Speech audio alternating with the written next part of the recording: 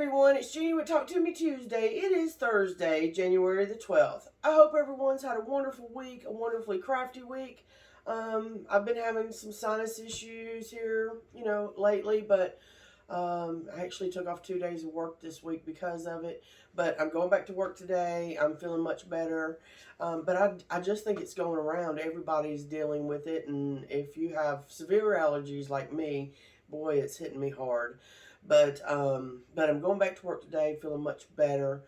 The things that I have to show y'all this week. Well, one of the things I wanted to talk about, and I keep forgetting to say something about it. Here a few months ago, Jennifer had put up her recipe for her homemade starch. And so I had made me up about 4 bottles. And of course, I don't do so well with lavender. Kind of have a weird allergic reaction to it. It's weird. So I put gardenia in mine. And I've been using it for several months now. And I really do like it. I have a tendency to overwork my fabric. I always have. I'll press it several times. And at some point, I'll stretch out my fabric. But doing a heavy starch on it to begin with helps me not go overboard with overworking my fabric. So I don't know about how things are going where y'all are at, but starch is one of the things that you just cannot find in a store right now. I was ordering it online, but then when Jennifer posted the video about her starch, I thought, you know what, I'm going to give that a try. So this bottle right here is almost empty. I think this is the 3rd bottle. And when I make it up next time, I think I am going to make it slightly stronger. I'm going to make it just a little bit more starch solution in it. Because, like I said, I have a tendency to overwork my fabric. So I like my fabric real crisp. Something for me to play around with, but I've been using it for several months now and I love it. And thank you so very much for sharing that. I've used it on paper piecing and my regular quilts, and I've not had any issues with it whatsoever. If anybody follows me on Instagram or if y'all follow the Quiltville, y'all know that I finished up my Bonnie Hunter mystery quilt over the last weekend.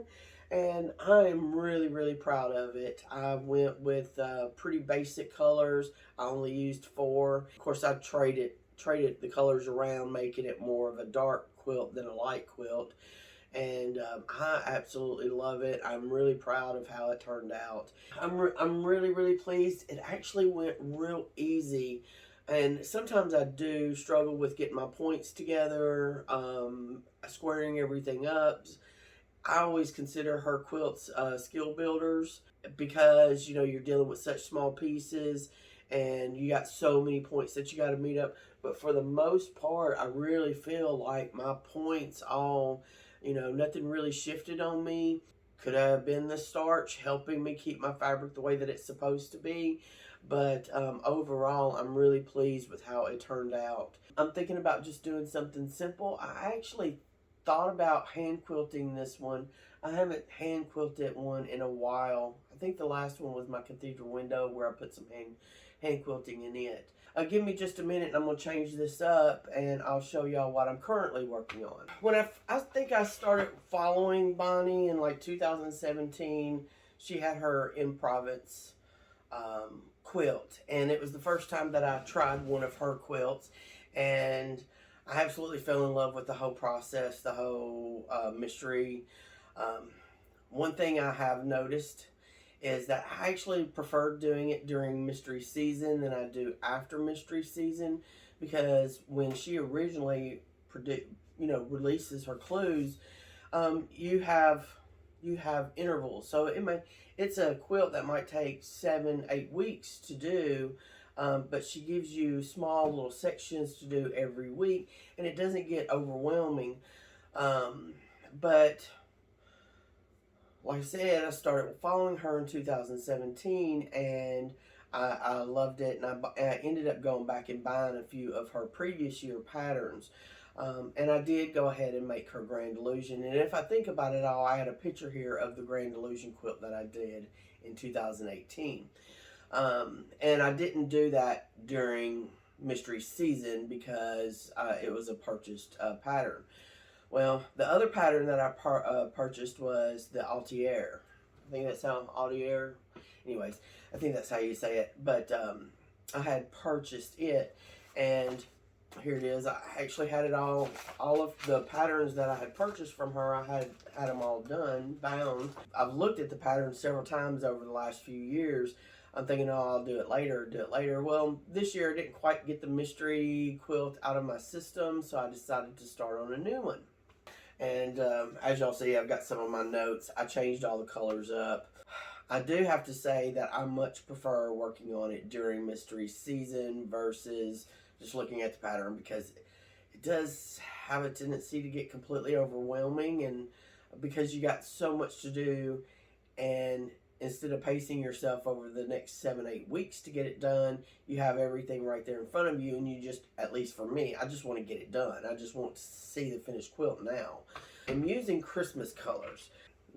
Right a few weeks ago, I bought a whole bunch of clearance Christmas colors, and so this is one of the inside blocks, which I absolutely love, and this is the second one. Both of them are the exact same block, other than I kind of changed up the green, the light green, and the light blue. But I'm really happy with it. I've managed to get 8 done. I still got a lot to go, but I have everything cut out. I have the first stages done, ready to go. Let's see, I'll have my grandbabies this weekend, so I'm planning on getting some quilting done, but they haven't been over in a while. I may not get too much done. I know I told my oldest grandson that when he came over, me and him would make some of them little gaming bows that I've been making. I know we're going to be doing some painting and gluing and, you know, that sort of thing. But looking forward to them coming over, because they come to visit, but they haven't come to stay like for several days.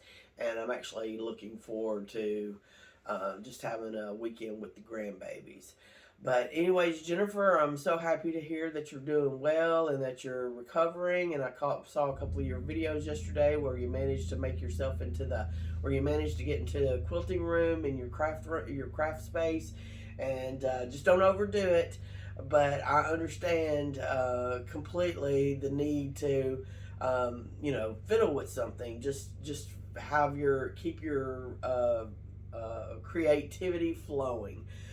So really tickled me watching them little videos. So yeah, I hope everybody's doing well. Let's make 2023 really good. On a side note, and I feel like I've been rambling this morning, this is my last month as a CIT instructor. It's kind of new territory for me. I'm taking some time off, and during that time I might be up for a couple of weekend trips. So let me know if you're interested, or if you might during February might be up for something, because I might be up for something. But I'm taking a few weeks off before I start back to school. I'm going back to school. I'm learning a new trade. I'm leaving IT. I mean, I'm still going to be with computers, because I'm actually thinking about going into digital graphics. I might have to practice on some of my Talk to Me Tuesday videos in order to make that happen. Hoping y'all have a wonderful week, a crafty week, and I will see y'all later. Bye!